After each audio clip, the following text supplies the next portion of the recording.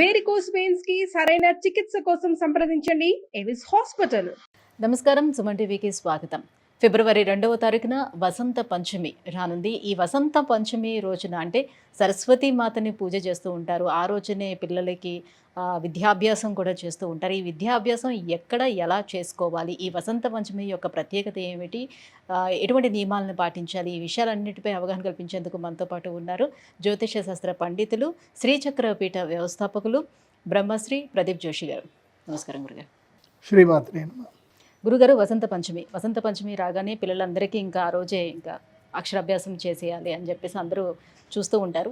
అయితే అక్షరాభ్యాసం ఎక్కడ చేసుకుంటే వాళ్ళకి మంచి విద్య అనేది వస్తూ ఉంటుంది. సో ఎటువంటి నియమాలను ఈరోజు పాటించాలి, ఏంటి వసంత పంచమి యొక్క ప్రత్యేకతని? శ్రీ గురుభ్యో నమః. శ్రీమాత్రే నమః. శుక్లాం బ్రహ్మ విచారసార పరమాం ఆద్యాం జగద్వ్యాపినీం వీణా పుస్తకధారిణీమభయదాం జాఢ్యాంధకారాపహాం హస్తైస్ఫాటికమాలికాం విదధతీం పద్మాసనే సంస్థితాం వందే తాం పరమేశ్వరీం భగవతీం బుద్ధిప్రదాం శారదాం. శ్రీమాత్రే. ఈ వసంత పంచమి అక్షరాభ్యాసం మీరు ఎక్కడైనా దేవస్థానంకి వెళ్ళండి, అక్షరాభ్యాసం చేసుకోండి. ఎక్కడికైనా దేవస్థానానికి కేవలం సరస్వతి టెంపుల్సే కాదు, ఎక్కడైనా వెళ్ళి చేసుకోవచ్చు. ఎందుకోసం అంటే అందరికీ అన్ని దగ్గరికి వెళ్ళడానికి అవైలబిలిటీ ఉండదు.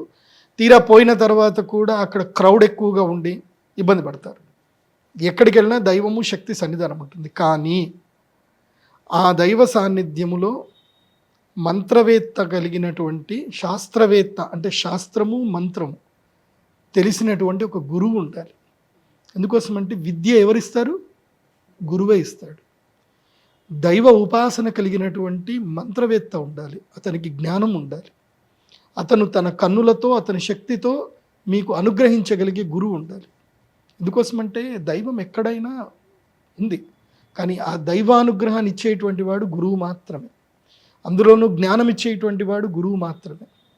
మంచి శాస్త్ర పండితులు ఉండేటువంటి ప్రదేశంలో, అంటే ఉపాసన ఏ దైవ బలం ఏ దేవస్థానంలో అయితే గనక దైవ బలము ఉపాసన బలం ఎక్కువ ఉన్నటువంటి పండితులు ఉండాలి. అలాంటి దేవస్థానంలో వెళ్ళాలి. ఎందుకోసమంటే ఈ అక్షరాభ్యాసం విద్యాభ్యాసం యొక్క ప్రత్యేకత ఏమిటంటే పిల్లలకి కుడి చెవిలో గురువు ఓంకార మంత్రాన్ని 3 సార్లు చెప్పాలి. ఆ చెప్పే గురువు ఓంకార అనుష్ఠానం చేసుకున్న వాడై ఉండాలి, సాధన చేసి ఉండాలి, ఆ గురువుకి శ్రీ విద్య తెలిసి ఉండాలి. అలాంటి గురువు దగ్గరికి వెళ్ళి చేయించుకోవాలి. ఇది గురువు. అమ్మవారు సరస్వతీదేవి, ఆమె అమ్మలగన్నయమ్మ, ఆమె పెద్ద గురువు, అందరికన్నా పెద్ద గురువే. కాకపోతే ఆ అమ్మ అనుగ్రహాన్ని ప్రసాదించగలగాలి అని అంటే ఆ అమ్మకు సంబంధించిన శ్రీ విద్యా తత్వం, శ్రీచక్రానికి సంబంధించిన తత్వం అంతా తెలిసి ఉండాలి. ముఖ్యంగా శ్యామలా దండకం, రాజశ్యామల ఉపాసన ఉండాలి. అలా చదివితే శ్యామలా దండకం ఇలా చదివేయాలి టకటక. జయ జనని సుధా సముద్రాంత హృద్యన్ మణిద్వీప సంభ్రూఢ బిల్వాటవీ మధ్య కల్పద్రుమా కల్ప కాదంబ కాంతార వాసప్రియే కృత్తివాసప్రియే సర్వలోకప్రియే సాదరారబ్ధ సంగీత సంభావన సంభ్రమాలోల నీపస్రగాబద్ధ చూలి సనాతత్రికే సానుమత్పుత్రికి. ఇలా టకటకటకటకటక ఆ అమ్మవారు ఎక్కడుండాలి? నాట్యం చేస్తుండాలి నాలుక పైన. స్త్రీ సూక్త, పురుష సూక్తాలు అలా అన్నీ చదవగలగాలి. అలాంటి గురువు దగ్గరికి వెళ్ళి అక్షరాభ్యాసం చేయించుకోవాలి. అక్షరాభ్యాసం చేయించే పద్ధతి ఏమిటంటే కనుక మొట్టమొదటిగా మీరు ఒక క్లాత్, ఒక వైట్ కలర్ క్లాత్ కానీ ఆకుపచ్చ రంగు క్లాత్ కానీ ఏదైనా సరే, బ్లాక్ బ్లూ తప్ప ఏదైనా ఒక క్లాత్ తీసుకొని ఒక పీఠ మీద, ఒక చౌక పీఠ మీద క్లాత్ పరవాలి. దాని మీద బియ్యం వేయాలి. బియ్యం వేసి బియ్యాన్ని చదును చేయాలి. చదును చేసి దాని మధ్యలో కలశం పెట్టాలి. కలశం మీద ఒక కొబ్బరికాయ పెట్టాలి. కొబ్బరికాయ మీద ఒక గోపురంలాగా ఒక ఎర్రటి కనుమ పెట్టుకోవాలి. పెట్టి గణపతి, గౌరీ, తమలపాకులు ఒక 100 తమలపాకులు తీసుకొని ఆ తమలపాకులు పెట్టేసుకొని గౌరీ, గణపతి, నవగ్రహాలు, అష్టదిక్పాలకులు వీళ్ళందరినీ ధ్యానం చేసుకొని ఆవాహన చేసుకోవాలి. చేసుకున్న తర్వాత మూల అధిష్టాన దేవత సరస్వతీదేవి అమ్మవారి యొక్క మూల మంత్రం పిల్లలతో చెప్పించాలి. చెప్పించి తండ్రి తన కుడి కాలు మీద పిల్లవాడిని కూర్చోబెట్టుకోవాలి. ఎడమ కాలు మీద పిల్లల్ని, ఎడమ తొడ మీద పిల్లల్ని కూర్చోబెట్టుకోకూడదు. తండ్రి కుడి తొడ మీద కూర్చోబెట్టుకోవాలి పిల్లల్ని. కుడి తొడ మీద తండ్రి కూర్చోబెట్టుకొని తండ్రి మొట్టమొదటిగా పిల్లవాడితో ఓంకారం రాపించాలి. ఓంకారం రాపిచ్చి శ్రీమాతృ మంత్రం, శ్రీమాత్రే నమః, శ్రీమాతృ మంత్రం చెప్పించాలి. తర్వాత తల్లి కూడా అక్షరాభ్యాసం చేయించాలి. వీరిద్దరూ అక్షరాభ్యాసం చేసిన తర్వాత హారతి, ఇదైతే భగవంతునికి మనం నివేదన చేయవలసినటువంటి హారతి, ప్రసాదము, నైవేద్యం అంతా చేసి ప్రదక్షిణపూర్వకంగా నమస్కారం చేసి తర్వాత గురువు దగ్గరికి రావాలి. మేము అక్షరాభ్యాసం చేసాం. ఎందుకోసం అంటే శాస్త్రంలో మాతృదేవోభవ, మొట్టమొదటి గురువు ఎవరు అంటే తల్లి, తర్వాత పితృదేవోభవ, రెండవ ప్రధాన దైవము తండ్రి. వీళ్ళిద్దరు అయిపోయారు. మూడవ వాళ్ళు ఎవరు అంటే ఆచార్య దేవోభవ. అప్పుడు ఆచార్యుడి దగ్గరికి రావాలి. ఆచార్యుడి దగ్గరికి వచ్చి మేము అక్షరాభ్యాసం చేసాము, వీడికి మంత్రోపదేశం చేయండి, ప్రణవ మంత్రం ఉపదేశం చేయండి. అప్పుడు కుడి చెవులు గురువు ఓంకారాన్ని చెప్పి గురువు కూడా దగ్గర కూర్చోబెట్టుకొని ఆ పిల్లవాడికి శ్రీమాత్రే నమః, అదేవిధంగా లేదంటే ఓం నమ శివాయ లేదా ఓం నమో నారాయణాయ, ఓంకారం అనే ప్రణవనాదాన్ని గురువు తన చేతితోటి రాయించాలి. రాయించి గురువు తన అరచేతితోటి పిల్లవాడి చేయి మీద, నెత్తి మీద చేయబెట్టి ఆశీర్వాదం చేయాలి. వీడు ప్రపంచానికి జ్ఞానోపదేశం చేసే శక్తి సామర్థ్యం కలిగినటువంటి వాడు అవ్వాలి, చక్కగా స్కిల్ పర్సనాలిటీ అవ్వాలి, సరస్వతి అనుగ్రహం కలగాలి, ధనవంతుడు ఐశ్వర్యవంతుడు కావాలి, అన్ని గ్రహాలు కూడా ఈ పిల్లవాడికి అనుకూలించాలి, అరిష్టాలు దూరం అవ్వాలి అని గురువు ఆశీర్వచనం చేయాలి. అలా ఆశీర్వచనం చేసిన తర్వాత తల్లి తండ్రి పిల్లవాడిని ఒడిలో పెట్టుకొని చక్కగా అమ్మవారి దగ్గరికి వెళ్ళి ఓడిబియ్యం వేయడము, అమ్మవారికి ఓడిబియ్యం ఇవ్వాలి. ఆ రోజు ఓడిబియ్యం పోసి ఆ తర్వాత అమ్మవారికి దండం పెట్టుకొని అదే దేవస్థానంలో అమ్మవారి యొక్క నైవేద్యము భోజనం చేయాలి. ఏం భోజనం చేయాలి? నైవేద్యం, ప్రసాదము, అమ్మవారికి పెట్టిన నైవేద్యం భోజనం చేయాలి. చాలామంది ఏం చేస్తారు, ఇంత కష్టపడి వెళతారు, చక్కగా అక్షరాభ్యాసాలు అని చెప్పి బయటకు వచ్చి ఎక్కడో హోటల్లో తింటారు. వాడు హోటల్లో స్నానం చేసి వండాడో తెలియదు, ఏం వేసాడో తెలియదు, ఎట్లా చేస్తున్నాడో తెలియదు. సో పద్ధతి ఉండదు. మళ్ళీ అందుకే చక్కగా అరిటాకులు కానీ మంచిగా వేసుకొని చక్కగా భోజనం. మరి సరస్వతి మాత టెంపుల్స్ లోనే ఒకవేళ అక్షరాభ్యాసం చేయకుండా మీరు చెప్పినట్టుగా ఏదైనా టెంపుల్స్ లోనే ఒకవేళ ఇంట్లో చేయించుకున్నా పర్వాలేదు. మరి అప్పుడు అమ్మవారికి ఒడిబియ్యం అది ఇవ్వడం ఇంట్లోనే పోయండి, ఇంట్లో ఒడిబియ్యం పోయండి, పోసి అక్కడ అమ్మవారి దేవస్థానంకి వెళ్ళి ఇచ్చేసి రండి. ఇప్పుడు వసంత పంచమి అంటే అందరు కూడా బాసర సరస్వతి దేవస్థానానికి వెళ్ళిపోతారు మోస్ట్లీ. బాసర సరస్వతి అమ్మవారు మహాశక్తి పీఠం, అది సాక్షాత్తు వ్యాస భగవాన్ల వారు మహాభారతం రాసింది అక్కడనే, గణేశుడు కూడా అక్కడనే కూర్చొని మహాభారతం రాశారు అనేది ప్రతీతి. నాకు అమ్మవారు జ్ఞానోపదేశం చేసింది కూడా అక్కడనే. నాకు అమ్మవారి యొక్క పాదముద్రలు నాకు కనిపించాయి, గజ్జల శబ్దం వినిపించింది, పాదముద్రలు కనిపించాయి. ఇప్పుడు నా 9వ ఏటనే నాకు అమ్మవారి యొక్క అనుగ్రహం కలిగింది అక్కడనే. మా నాన్నగారిని ఆజ్ఞాపించింది, వీడు భవిష్యత్తులో మహాపండితుడు అవుతాడు, వీడిని గురుకులంలో వెయ్యు అని మా అమ్మ నాన్నకు చెప్తేనే నన్ను అక్కడిని తీసుకెళ్ళి గురుకులంలో వేసేసారు. నేను లేకపోతే వేరే ఏ సాఫ్ట్వేర్ కంపెనీలో చేసుకుంటూ టిక్టాకులు చేసుకుంటూ ఉండేవాడినేమో. మా నాన్నగారు చెప్పారు కాబట్టి మా నాన్నగారు నాకు పంపించారు. నేను అక్కడ ఉండి అమ్మవారి ఉపాసన చేసినప్పుడు పక్కన కొలను ఉండేది బాసర్లో. నేను మొదలు అక్కడ పద్ధతి ఏముండేనంటే, బాసర్లో ఒక పెద్ద చెట్టు ఉండేది, రావి చెట్టు. ఇంత డెవలప్మెంట్ ఏం లేకుండా బాసర్లో. దాని ముందంతా పార్కింగ్ ప్లేస్ ఉంటుండే, మంచి కోనేరు ఉంటుండే. అక్కడ దీక్ష తీసుకొని, బాసర దేనికి ప్రత్యేకత అంటే అక్కడ వెళ్ళి దీక్ష తీసుకొని తెల్లవారుజామున్నే 4 గంటలకు లేచి అమ్మవారికి అభిషేకం చేయడానికి అక్కడ కుండములో నుంచి నీళ్లు తీసుకొచ్చి అమ్మవారికి అభిషేకం చేస్తూ ఉంటే అమ్మవారి యొక్క నిజరూప దర్శనం చేసుకునే భాగ్యము అందరికీ దక్కేది. కూర్చొని అక్కడ ఉపాసన చేసేవాళ్ళకు. తర్వాత అమ్మవారికి 108 ప్రదక్షిణలు చేసుకునేవాళ్ళు. ప్రదక్షిణలు చేసుకొని అక్కడనే దీక్షాపీఠం పెట్టుకొని అమ్మవారి యొక్క మూల మంత్రము అక్కడ మాకు ఉపదేశం చేసేటువంటి వాళ్ళ దేవస్థానం యొక్క అర్చకులు. ఇప్పుడు అచ్యుతని ఒక ఆయన ఉంటుండే, అచ్యుతన్న అని చెప్పి వాళ్ళు మాకు ఉపదేశం చేశారు. ఉపదేశం చేసిన తర్వాత అక్కడ మంత్రం చదువుకోవాలి. 1,00,000 జపం కానీ 10,000 జపం కానీ చేసుకుంటూ ఉండాలి. మధ్యాహ్నము అంటే 11 అవుతూనే అమ్మవారి యొక్క కనుమిస్తారు. దేవస్థానం వాళ్ళే బ్రాహ్మణులే మనకు కనుమిస్తారు. అమ్మవారి యొక్క కనుమిస్తే ఆ కనుము 4 వైపుల ముడిగట్టేసుకొని దాన్ని కనుము ఇట్లా చేతిలో వేసేసుకొని బ్యాగులు లాగేసుకొని ఇటువైపు వేసుకొని భిక్షాటనకి వెళ్ళాలి. ఎక్కడ? బాసర వ్యాసపురి దేవస్థానానికి సంబంధించిన బ్రాహ్మణుల కుటుంబాలు ఎవరైతే వ్యాసపురి బాసర విలేజ్లో వాళ్ళందరూ రెసిడెన్స్ అయి ఉంటారు. వాళ్ళ ఇళ్ళన్నీ కూడా ఒకరికొకరికి తెలుస్తూనే ఉంటాయి. వాళ్ళ ఇళ్ళకి వెళితే వాళ్ళు అక్కడ ఏం చేసేవాళ్ళు, ప్రతిరోజు వాళ్ళు వైశ్వానరము అగ్నిహోత్రం చేయగా మిగిలిన ప్రసాదం ఏదైతే ఉందో పక్కన పెట్టేవాళ్ళు. ఎవరు, ఈ దీక్షాపరుల కోసమని పక్కన పెట్టేవాళ్ళు కాబట్టి ఎవరైతే వస్తారో వాళ్ళందరికీ ఇంత అన్నం వేసేవాళ్ళు.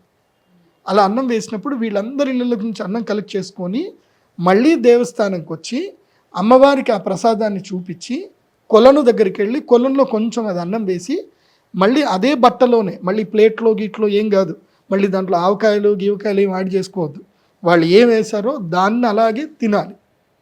తినేసి మళ్ళీ ఆ క్లాత్ కడుక్కోవాలి, అదే నీళ్ళల్లో క్లాత్ కడిగేసుకొని ఏం చేయాలి, మళ్ళీ ఆరేసుకొని మధ్యాహ్నం పూట కాస్త విశ్రాంతి తీసుకొని మళ్ళీ సాయంత్రం అమ్మవారికి భజన, రాత్రంతా మళ్ళీ జపం చేసుకొని పడుకోవాలి.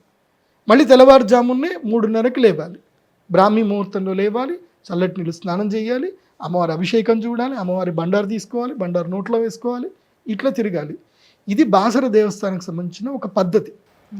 ఈ రాను ఎండోమెంట్ కల్చర్ చేంజ్ చేసిందంటే ఈ దేవస్థానానికి సంబంధించిన వచ్చిన ధనమంతా కూడా ఆ అర్చకులే తీసుకొని వాళ్ళు అందరూ పంటలు పండించి ఈ దేవస్థానంలో దీక్ష తీసుకునే వాళ్ళందరికీ వాళ్ళు అన్నదానం చేసేవాళ్ళు. వీళ్ళందరూ వచ్చేసి పంతుల్ని అందరిని ఏం చేస్తారంటే, ఎవరైతే అర్చకులు ఎవరైతే దైవ సంపన్నులు ఎవరైతే ఉంటారో వీళ్ళందరినీ లేబర్ కిందకి మార్చేశారు ఎండోమెంట్ డిపార్ట్మెంట్. అంటే మీరు నెల జీతగాళ్ళు, మీకు ఇంత నెల జీతం ఇచ్చేస్తాము అన్నట్టు మార్చారు. అది చాలా తప్పు పని చేశారు. బాసర్లో తప్పు జరిగింది. ఇప్పుడు ఈ మధుకర వృత్తి చేయడానికి ఎవరింట్లోకి వెళ్ళినా వాళ్ళకి ఎక్కడ, ఇప్పుడు వాళ్ళు వేయాలంటే వాళ్ళ ఇంట్లో కూడా బియ్యం రావాలి కదా, వాళ్ళకి దైవం నుంచి వాళ్ళకి సంపద వచ్చేది కాబట్టి వాళ్ళు అన్నం వేసేవాడు.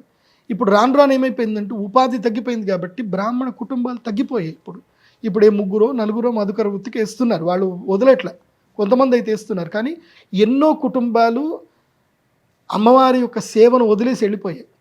అందుకే నాకు బాసరికి వెళ్ళాలంటే కొంచెం బాధ అనిపిస్తుంది నాకు. ఇప్పుడు సరస్వతి అమ్మవారి యొక్క శక్తి అక్కడ ఉంది. శక్తి దేనివల్ల ఉంది?